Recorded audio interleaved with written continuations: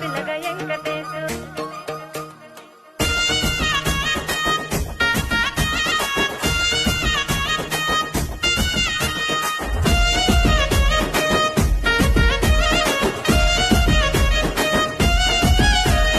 సిద్ధిరాల మనసు నాది చిన్నగా పోతుంటావో చూడక పోతుంటావో ఇంట్లో తిన్నదాన్ని నేను సిద్ధిరాల